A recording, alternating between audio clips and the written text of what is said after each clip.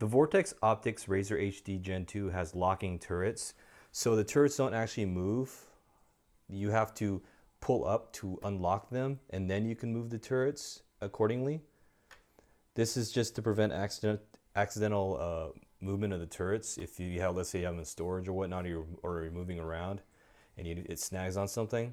So this locking mechanism makes sure that the turrets remain in place when in transport.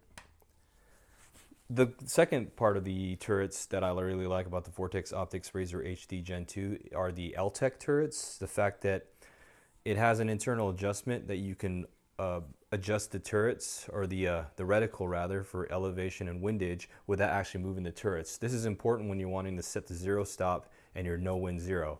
When I say zero stop, the actual elevation turret has what's known as a zero stop, such that if you run it all the way down, it stops a half a mil rad after this 0 point. So this right here is where actually the bottomed out and backed off to the 0 on the elevation turret is where you're going to set your basic elevation 0. Let's say 100 yards for your basic 0. I guess your shortest 0 that you're going to have, or you're going to shoot at. So you'll set this to 0, the 0 stop to 0, and then you'll go sight in at 100 yards or whatnot, and you'll make the adjustments on the inside mechanism of the turret such that this remains in place until you lock the internal adjustments, and then you can use the turrets accordingly, or the external turret accordingly. Same with the no wind 0. You'll want to set a no wind 0 such that the windage knob is set to 0.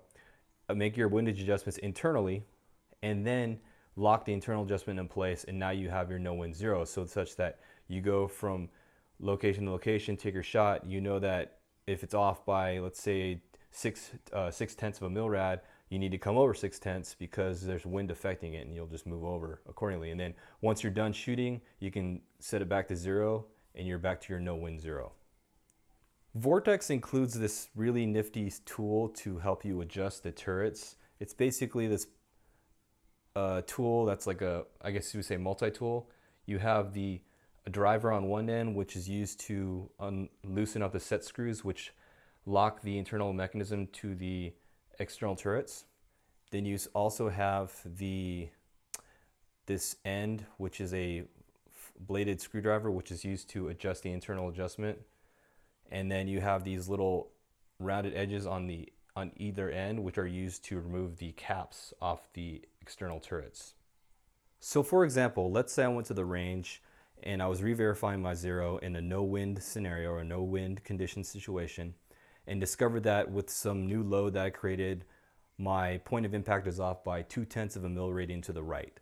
So instead of making the adjustments on the external turret by unlocking my windage knob and coming 2/10 left, I want to make it such that the 0 notch on the windage turret matches my no wind 0 with my ammo. So I'll go ahead and set it to the 0 notch, lock down the turret, and now I'll make the adjustments on the internal mechanism using the Vortex tool.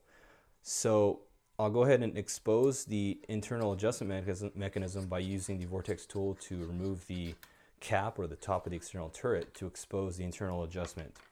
And you can see here the internal adjustment has hash marks on this black ring indicating 1/10 of a mil radian, or 0.1 mil radians. And the little right here indicates, to go right, you just counterclockwise, left, clockwise. And before I can use the bladed end of the Vortex tool to move that brass notch there, left or right, or counterclockwise or clockwise, I need to loosen the set screws holding this mechanism in place with the turret.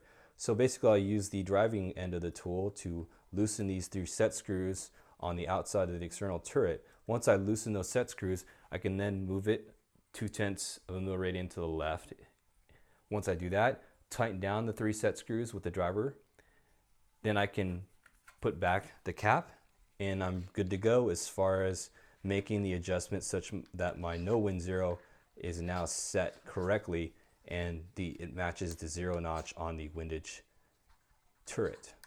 So that's it for as far as the LTEC turrets are concerned on the Vortex Optics Razor HD Gen 2.